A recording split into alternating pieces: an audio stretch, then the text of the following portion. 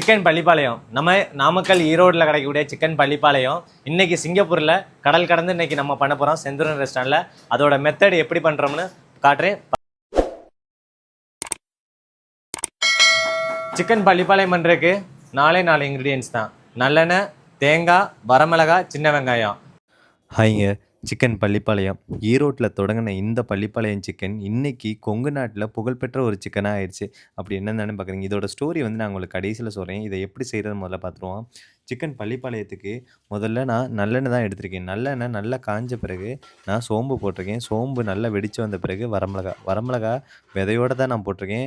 ஏன்னா வரமிளகா எனக்கு காரத்துக்காக நான் அதிகமாக போட்டிருக்கேன். ஏன்னா வரமிளகா தான் இதோட மெயின் இது. ஏன்னா நம்ம வேறு எந்த மசாலாவும் ஆட் பண்ண போகிறது இல்லை. அதே மாதிரி நான் சின்ன வெங்காயம் தான் இதோட மெயின் இது. சின்ன வெங்காயமும் கருவேப்பிலை போட்ட பிறகு நாட்டுக்கோழி சிக்கன் இருந்துச்சுன்னா நீங்கள் நாட்டுக்கோழி சிக்கன் தான், அதுவும் சேவல் தான் இதில் பள்ளிப்பாளையத்துக்கு மெயினாக போடணும். அதனால தான் பள்ளிப்பாளையத்துக்கு வந்து நாட்டுக்கோழி சேவை தான். அதேமாதிரி கோழி சிக்கன் வந்து நல்லா வாஷ் பண்ணிவிட்டு இதிலே ஸ்லோ ஃபயரில் மஞ்சப்பொடி, உப்பு இது மட்டும் போட்டுட்டு இந்த சின்ன வெங்காயம், இந்த வரமிளகா, இந்த எண்ணெய் நல்லெண்ணெய் இதிலே வச்சு ஸ்லோ ஃபயரில் வேக வைக்கணும். வேக வச்சுட்டு கடைசியாக ஒரு 80% இதெல்லாம் ரெடியாகி ஃபினிஷ் ஆகிற நேரத்தில் நம்ம தேங்காய் கொத்து போடணும். கடைசியில் தான் நம்ம அந்த தேங்காய் வந்து கொத்து போடுறோம். அதேமாதிரி இறக்கும்போது உங்களுக்கு வந்து பூண்டு இடிச்சுட்டு போடுற அந்த பழக்கம் இருந்துச்சுன்னா நீங்கள் பூண்டை இடிச்சுட்டு போடலாம். ஏன்னா அது பூண்டு வந்து நல்ல மணமாக இருக்கும். அதனால் சில பேர் என்ன பண்ணுவாங்கன்னா இதோட தக்காளியும் ஆட் பண்ணுவாங்க, மல்லி இலை இந்த மாதிரி ஐட்டம்ஸ் ஆட் பண்ணுவாங்க.